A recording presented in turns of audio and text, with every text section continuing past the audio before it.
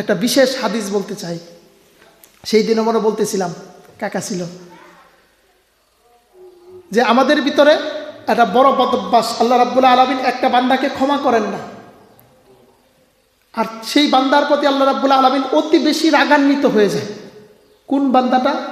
দেখবেন আমাদের ভিতরে কিছু মানুষ আছে নিজে নিজে অপরাধ করে।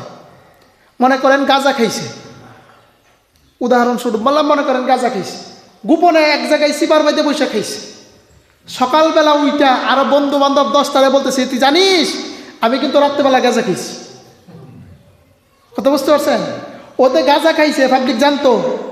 কথা বলে না, জানতো? পাবলিক জানতো না। আল্লাহ রাব্বুল আলামিন তার দোষটাকে কি করছেন? গোপন রাখছেন। ও গর্ব করে অপরাধ তো করছেই, সকালবেলা ঈশা গর্ব সহিত বলতেছে, এই কালকে রাত্রে কিন্তু আমি গাঁজা খাইছি। কথা বুঝতে পারছেন?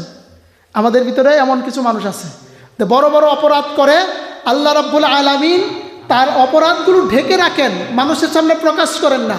সে গর্বের সহিত মানুষের সাথে আইসা বলে, আমি এই অপরাধটা করছি, এই অমুকের কাছ থেকে কিন্তু কালকে রাতে আম চুরি করে খাইছি রে। মানে ও গর্ব করে বলতেছে ও চোর, ওদের চোর, ও গর্ব করতেছে ও চোর। টেরবান? আল্লাহ রাব্বুল আলামিন বলেন, ওই সকল ব্যক্তিদেরকে আমি ক্ষমা করি না, আর ওই সকল ব্যক্তিদের প্রতি আমি রাগান্বিত হয়ে যাই।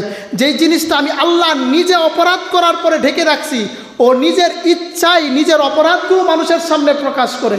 যেই মানুষ অপরাধ করার পরে সেই নিজের দোষটা আবার মানুষের সামনে প্রকাশ করে, আল্লাহ রাব্বুল আলামিন বলেন, আমি আল্লাহ তার প্রতি রাগান্বিত হয়ে যাই, আর সেই বান্দাকে আমি কোনো সময় ক্ষমা করি না।